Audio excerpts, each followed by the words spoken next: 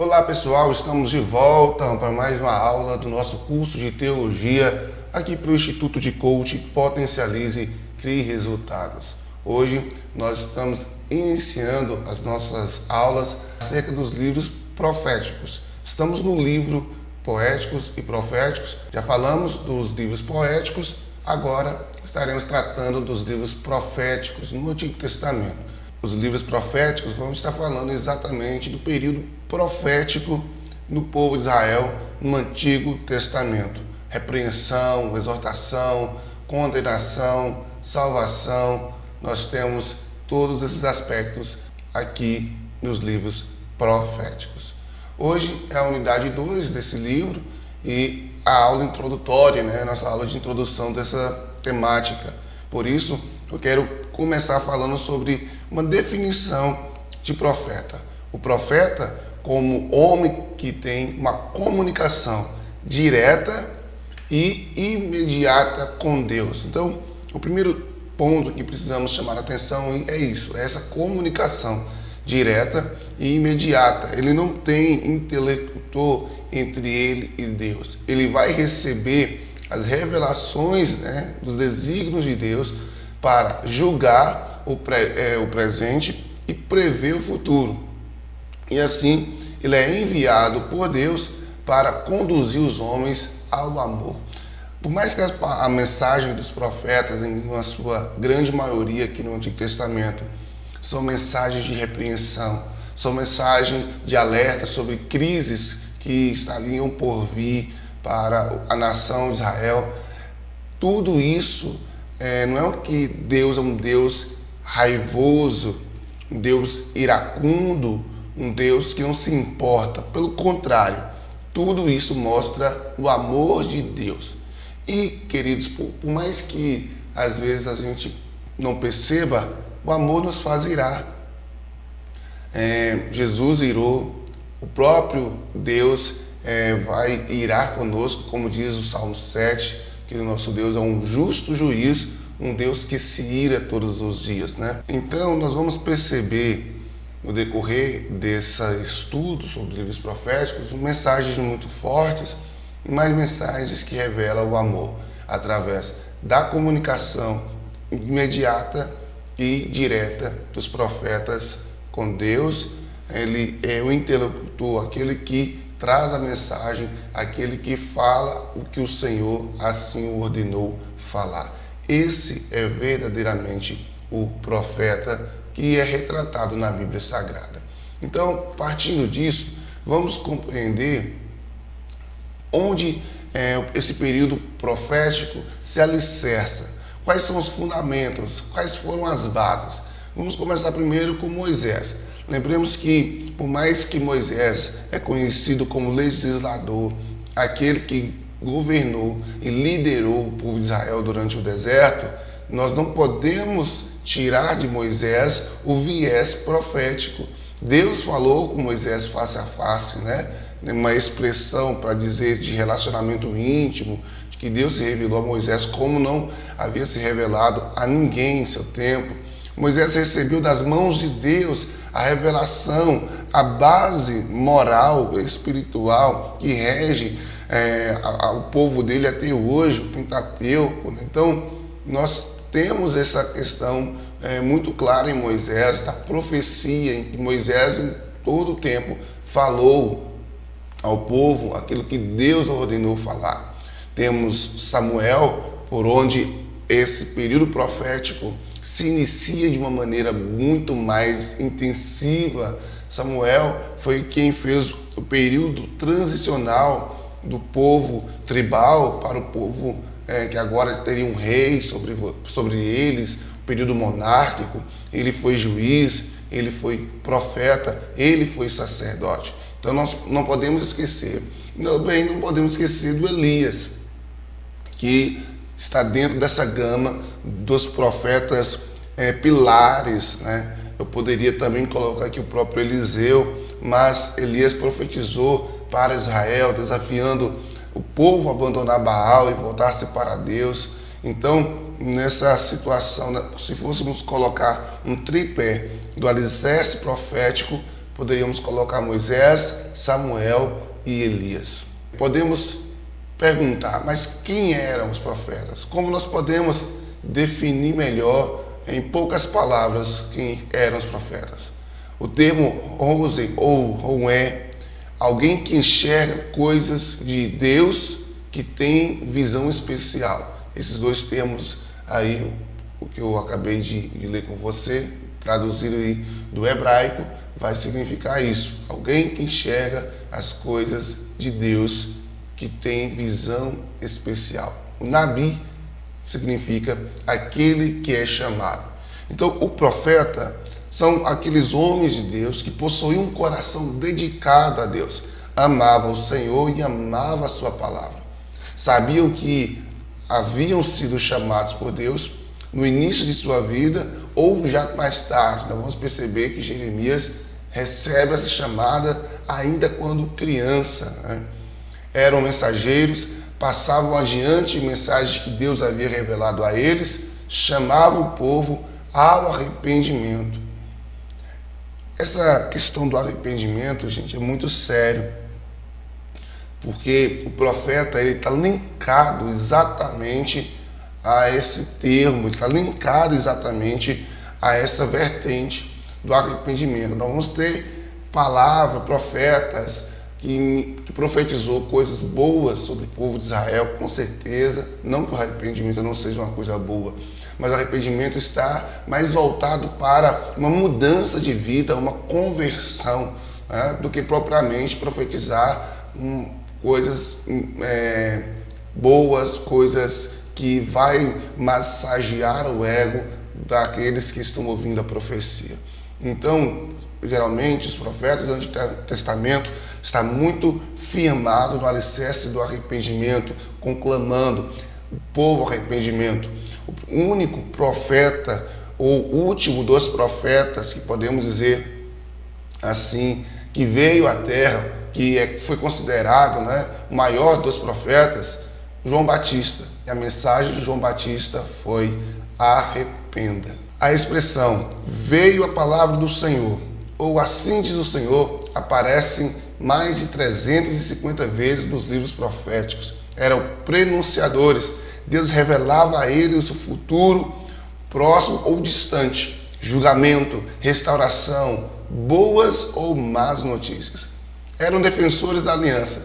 Anunciavam que a aliança do povo com o seu Deus tinha consequências para as suas vidas.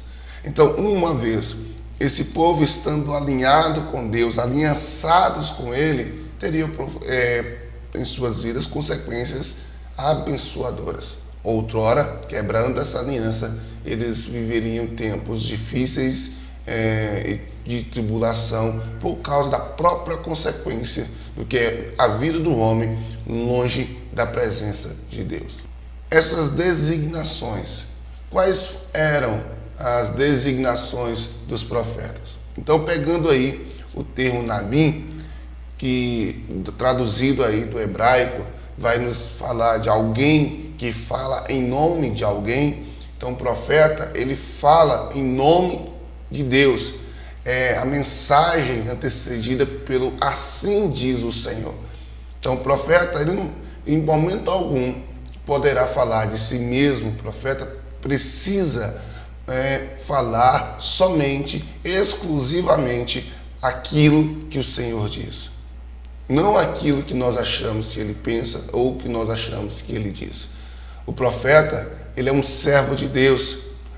Ele foi chamado para uma tarefa e com um ministério particular. Suas vontades eram postas de lado e colocado ali em evidência a vontade de Deus. Às vezes, nós teríamos aí profetas onde o querer pessoal dele era oposta à vocação que Deus havia chamado. Mas por obedecer àquele chamado, ele abstém daquela vontade, daquele querer, para obedecer à vontade de Deus. Então, o profeta, ele era um vidente, porque ele enxergava aquilo que os homens nos olhos naturais não conseguiam enxergar. Chamados para receber a visão de Deus de uma maneira extraordinária, onde pessoas comuns e simples também não conseguiriam ver. Então, esta expressão homem de Deus é uma expressão que denota, né, uma completa devoção e consagração ao Senhor. Quando fala-se de homem de Deus, me lembra muito o profeta Eliseu, pois essa expressão é muito forte quando se liga ao profeta Eliseu, quando Naamã vai ao povo de Israel para poder ser curado da lepra, né? Então nós temos ali uma expressão bem clara, quando o exército do povo assírio faz o cerco contra Samaria. Então, da mesma forma, essa expressão homem de Deus lembra muito o profeta Eliseu. É uma ligação profunda e intensa com Deus. E por fim, eu quero deixar aqui homem de espírito, que é um termo designado ao profeta Oséias. Quando fala-se de profeta, é importante lembrar também das suas características, o que a Bíblia aponta como característica da profecia. Então, para nós separarmos aí, temos algumas características. Por exemplo, a sua mensagem, a profecia bíblica, era dirigida a toda a nação, não somente aos reis. Era concentrada na atitude das pessoas e não apenas em seus rituais. Busca uma mudança do coração e não apenas um cumprimento de obrigações religiosas. Contém um imperativo moral: ser santo porque Deus é santo. Os profetas bíblicos eram prenunciadores. Deus revelava a eles o futuro próximo ou distante, julgamento, restauração, boas ou más notícias.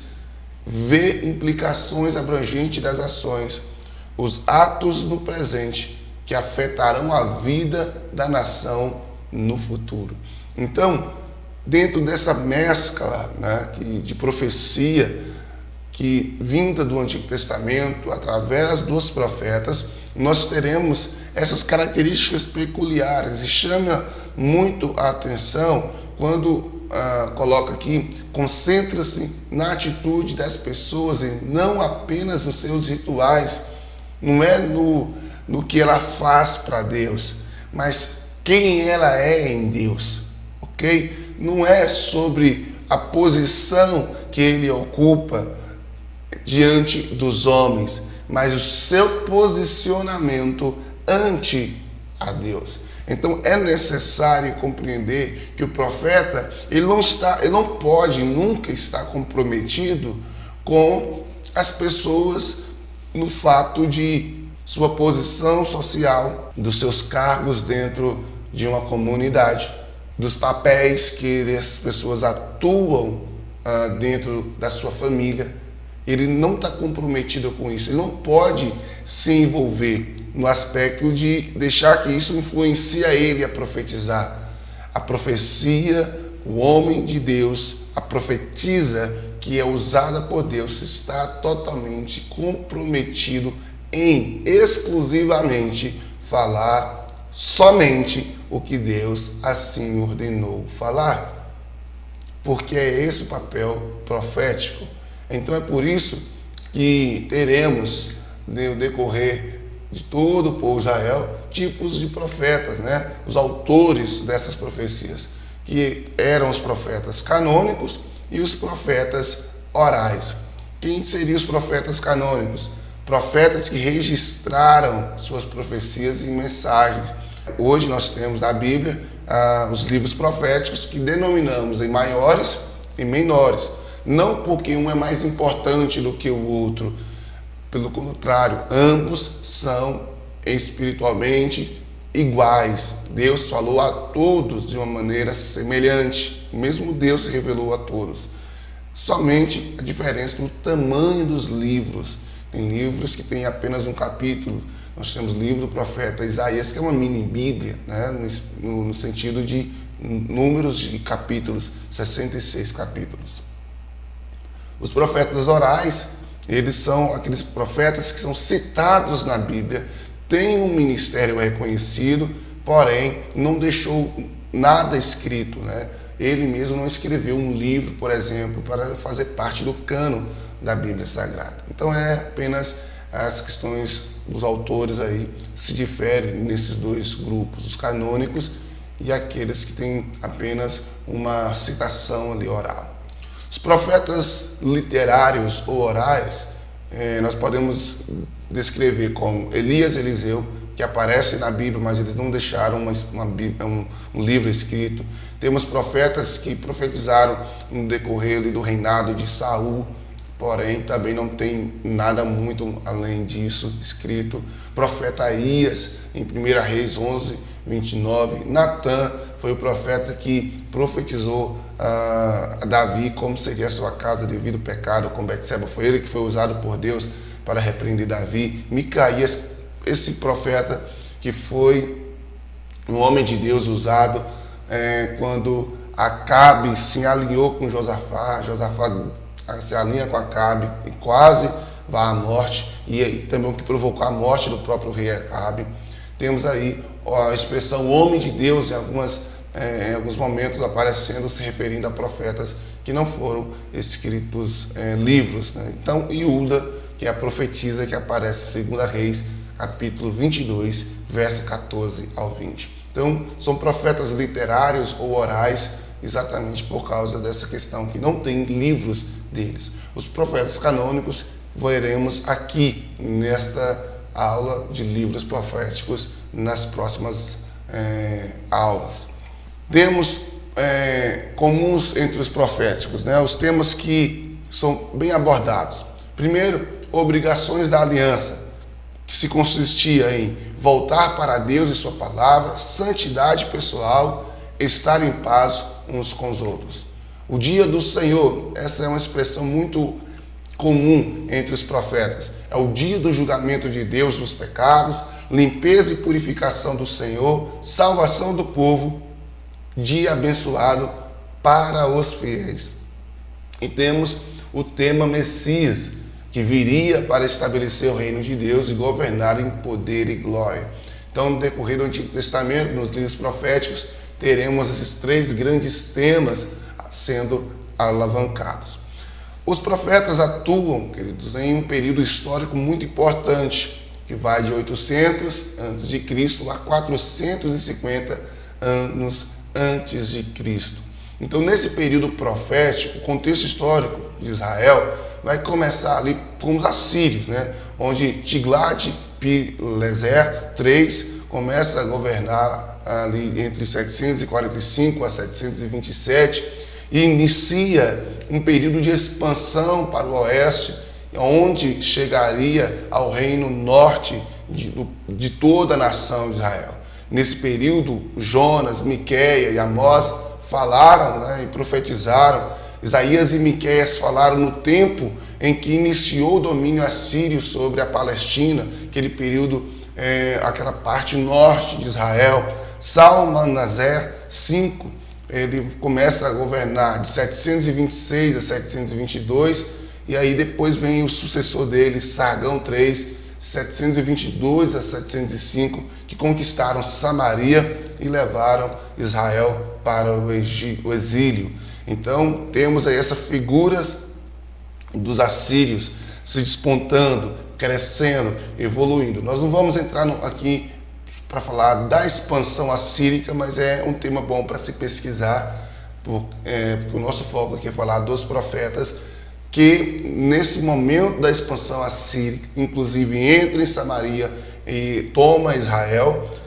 Então, nós teremos essa ligação importante entre a história israelita e que se mescla nesse momento com a história assírica. Depois nós teremos, mais à frente, em 626, a chegada dos babilônicos, né? Nabopolassar, ele assume o controle da Babilônia e em 612 toma Nínive, capital da Síria. Então percebemos que a Síria agora já está se rendendo ao Império Babilônico. Aí nesse tempo da Babilônia, Sofonias e Naum profetizaram quanto o Império Assírio, né, que estava ruindo diante do Império da Babilônia. Nabucodonosor II, em 605 a 562, filho de Nabopolassar, estabeleceu então a Babilônia como um império em todo o Oriente Próximo. E então, dentro desse conceito aí, onde a Babilônia está predominando, Joaquim, que era rei de Israel, vai se rebelar contra Nabucodonosor e seu filho acaba pagando o preço, né, com o exílio. Nabucodonosor colocou Zedequias no trono de Judá, porém este também acaba se rebelando e o resultado foi o que nós já estudamos nos livros anteriores, nos livros históricos, a destruição de Jerusalém e do templo, onde Nabucodonosor leva o povo de Judá para o exílio. Se o Assírio levou o norte, agora os babilônicos levam o sul. E é neste período de dominação da Babilônia que onde profetiza Abacuque, Jeremias, Obadias, Ezequiel e Daniel.